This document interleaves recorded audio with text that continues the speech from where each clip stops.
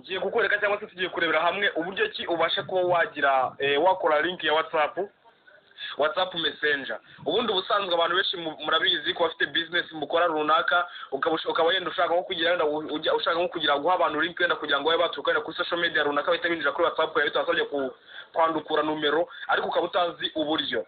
Uyu munsi ngiye kukwereka uburyo ki ubasha kuba wakora WhatsApp link umuntu akaba yaturuka kuri social media yawe wenda ugashyiraho link ya umuntu agatakana kuri atutse kuri social media agatakana kuri ya link wohereje agahita yinjira kuri WhatsApp ya mukaganira bitamugoye ngo bikorwa bite.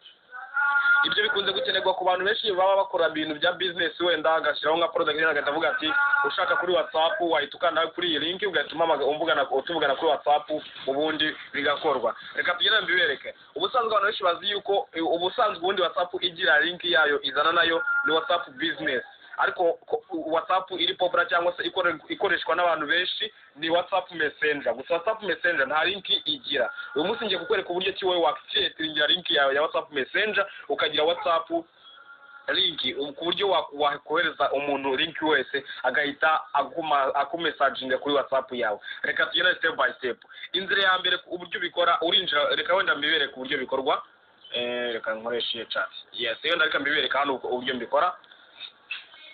Kugira ngo ukore WhatsApp link ikintu uri bukore urandika aya magambo gutya urandika urandika ha na ta ebyiri na pa na s gutya nurangiza numara kubyandika gutya uhita ushyiraho tuno tudomo tubiri tudomo tubiri gutya numara kudushyiraho uhita ushyiraho tuno dukoni tubiri dutambitse gutya nurangiza wandika ijambo wa nurangiza wandika akadomo nurangiza wandika mi nurangiza uhitongera kano kanoze gatambitse numara kugashyiraho kano ikintu uri buhita ukora urahita ushyiraho numero zawe urashyiraho kode y'igihugu ushyiraho numero zawe ni ukuvuga ngo ikintu uri bukore urashyiraho numero zose zuzuye hariho na kode y'igihugu byose ukuyemo akamenyetso ko guteranya gusa ni ukuvuga ngo ko mu Rwanda ari uguteranya 450 urandikaho 450 ntabwo uri bwigushyira akanyenyeri urandikaho 450 gusa ubwo urahita wandikamo gutya uri mu Rwanda 250 ukomerezeho numero zawe 0 niba ari iki cyangwa se ku muntu uri hanze none wakoresha kode y'igihugu cyawe utuyemo ariko ukuyeho akanyenyeri akanyenyeri no guteranya ukuyeho guteranya ubwo genda ndikamo numero zanjye gutya leta nandikamo 258 kane gatandatu gatanu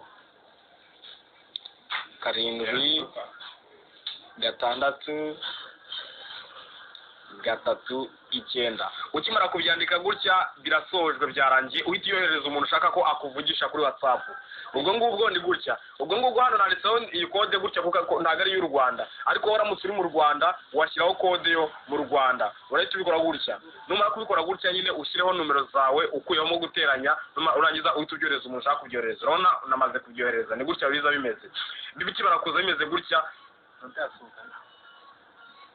Bikimara kuza bimeze gutya ubwo ngubwo umuntu wabyohereza abasha kuba yakugira yakuvugisha bigakunda cyane nta kibazo. Wenda reka mbereke nk'urugero nakomeze nko kuri iyi link dore urabona yes urabona n'uyu muntu urabona nyirayo n'uyu nguyu mbasha kubona ahita amwandikira ibyo shaka byose amwandikira buri kimwe cyose shaka urabona ni gutya bimeze yes none n'urugero iyi link nkoze hano iyi link nkoze hano mbasha ufite kuba wenda nahita nyikopiya none nakajya kuri social media zanyu nkayohereza nkavuga ati ushaka kumvugisha kuri WhatsApp ukanda kuri link urahita kuri WhatsApp yanjye tuvugane nta kibazo ubasha kuba wayikoresha muri bwose ushaka. Yes sasa murakoze guys ndizera yuko iyi video